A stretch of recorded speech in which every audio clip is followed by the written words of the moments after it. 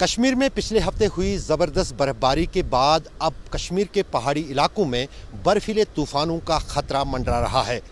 गुरुवार को ही सोनमर्ग के इलाके में जहां मैं खड़ा हूं, एक बहुत बड़ा बर्फीला तूफान इन पहाड़ियों से आया और सीधे श्रीनगर करगिल राजमार्ग पर टकराया, जिससे यातायात भी सोनमर्ग का कई घंटों तक प्रभावित रहा। आप अंदाज़ा लगा सकते हैं कि कितनी सारी बर्फ़ इन पहाड़ियों से इस सड़क पर आई है। दरअसल जिस अंदाज से ग्लोबल वार्मिंग का असर अब कश्मीर में भी देखा जा रहा है, उस बीच बर्फीले तूफान भी बढ़ने लगे हैं, क्योंकि वरना सर्दियों के दौरान, खासतौर से जनवरी फरवरी के महीने के दौरान ये बर्फ़ पहाड़ों पर जम जाता था और खिसक नहीं पाता था। लेकिन अब सर्दियों में भी ये बर्फ़ गर्मी के कारण ढीला हो जाता है और बर्फीले तूफानों की शक्ल में सड़कों पर आ गिरता है। यही कारण है कि कश्मीर में प्रशासन के साथ साथ मौसम विभाग ने भी कश्मीर के पहाड़ी इलाकों में रहने वाले लोगों को इस तरह के बर्फीले तूफानों से बचने के लिए कहा है और इसकी आशंका आने वाले एक हफ्ते तक जताई है, क्योंकि कश्मीर के दूर दराज पहाड़ी इलाकों में अभी भी पहाड़ों पर बहुत ज़्यादा बर्फ़ जो जमा है, जो इन बर्फीले तूफानों की शक्ल ले लेता है। माउंटेनियर महफूज इलाही, जिन्होंने माउंट एवरेस्ट भी स्केल की है, वो मेरे साथ हैं। उन्हीं से जानते हैं कि बर्फीला तूफान यानी स्नो एवलांच कितनी बड़ी आपदा होती है और कहाँ कहाँ पर आते हैं, और क्यों सोनमर्ग में सबसे ज़्यादा स्नो एवलांच आते हैं, क्योंकि हमने कल ही देखा यहाँ पर स्नो एवलांच आया था। इलाही साहब, आप मुझे ये बताइए, जो स्नो एवलांच है, देखने में तो मतलब कल भी हमने एक एवलांच यहाँ पर देखा कि कितना मैसिव और कितना बड़ा था।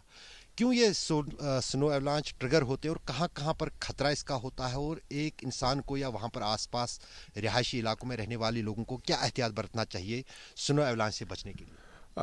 जनरली सबसे पहले थैंक यू वेरी मच। तो सबसे पहले जो एवलांच होता है, ये एक this is a mass of unstable snow जो जहाँ जनरली क्या है 15 to 45 डिग्री स्लोप्स पे आ जाते हैं। तो जनरली जहाँ पे भी फॉरेस्ट रीजन्स रहते हैं तो उनमें एवलांच आने के चांसेस बहुत कम रहते हैं। और जहाँ पे भी जैसे कॉन्वेक्स स्लोप्स होते हैं without trees, without any anchors, तो वहाँ पे जो एवलांच है ज़्यादा ट्रिगर हो जाते हैं। तो अभी जहाँ पे भी जैसे कल ही सोनमर्ग के अंदर एक एवलांच ट्रिगर हुआ है, तो it was like Sarbal area. तो सरबल एरिया में कल, क्योंकि वहाँ पे जो एरिया है उसमें वेजिटेशन जो है, ट्रीज़ काफ़ी ज़्यादा है और उसमें जो एरिया है काफ़ी वास्ट है, तो वहाँ पे एक एवलांच ट्रिगर हुआ है। बट थैंक गॉड कि कोई कैजुअलिटी या जनरल पब्लिक को कोई थ्रेट नहीं हुआ उससे। बट एवलांच क्या है, एक बहुत बड़ा एक तूफान होता है जो जो भी इसके रास्ते में आ जाता है उसको वो ख़त्म कर देता है। तो जनरली जब भी हम माउंटेन्स में या स्नोबोर्न टेर्स में मूवमेंट करते हैं, तो इन केस अब अगर कंटिन्यूसली स्नोफॉल होता है, generally there is a saying like अगर 20 लगभग एक दिन कम कंटिन्यूसली स्नोफॉल 1-1.5 फीट स्नोफॉल हुआ है, तो या कंटिन्यूसली स्नोफॉल हो रहा है, तो 72 आवर्स तक उस रीजन के अंदर मूवमेंट नहीं करनी चाहिए, क्योंकि जितने भी अवलांच आने होते हैं तो वो ट्रिगर हो जाते हैं 72 आवर्स तक। उसके बाद क्या है, 72 आवर्स के बाद उस एरिया में आप सेफ्टी प्रिकॉशन लेके आप जा सकते हैं। बट ये चीज़ आपने ध्यान देना है कि जब भी आप स्नोबॉर्न टेरेन में जाते हैं, ज़्यादा शोर नहीं करना है, या अगर ट्रीज़ है उस एरिया में, स्नोबोर्न टेरेन में ट्रीज़ है, तो उस एरिया से आप मूवमेंट कर सकते हैं। अगर स्लो बिल्कुल प्लेन है, बर्फ़ है, बिल्कुल प्लेन है और ग्रेडियंट है, तो उस एरिया में नहीं जाना है, तो उसमें एवलांच ट्रिगर हो सकते हैं। आप मुझे ये बताइए कि अभी भी, क्योंकि हम सोनमर्ग है जो जहाँ सबसे ज़्यादा एवलांच करगिल तक आते हैं, जो हाईवे है, अभी भी यहाँ पर एवलांच का खतरा है, और क्या क्या कारण है उसका? दिस इज़ द ये जो कारण है, reason is the geographical terrain. जो हमारे टेरेन है यहाँ पे, एक तो सोनमर्ग में है, यहाँ पे सबसे ज़्यादा हैवी स्नोफॉल होता है। बट इस साल 24 में आपने देखा कि जनवरी वाज फुली ड्राई, हाँ completely dry spell. But thank God कि अभी हमारे पास है ना अच्छी खासी, we are blessed with white gold.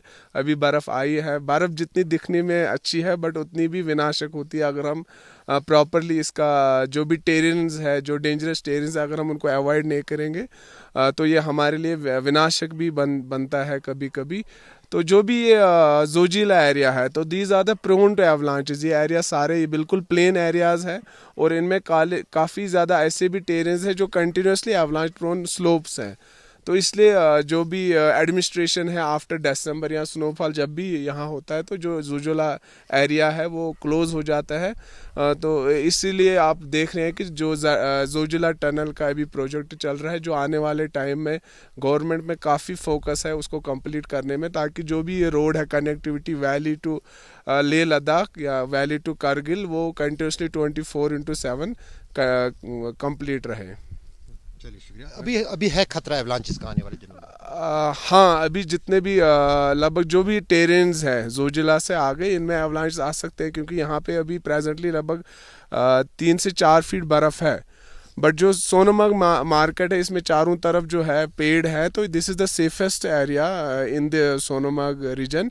But Sonmarg से आगे जो सरबल एरिया है या जोजिला एरिया है, तो that areas are prone to avalanche. तो उस एरिया में एवलांच आ सकते हैं, बट अभी बहुत कम चांसेस है, क्योंकि अभी मैंने जैसे आपको पहले बताया कि जहाँ जब भी स्नोफॉल होता है तो अप टू 72 आवर्स तक एवलांच आ जाते हैं।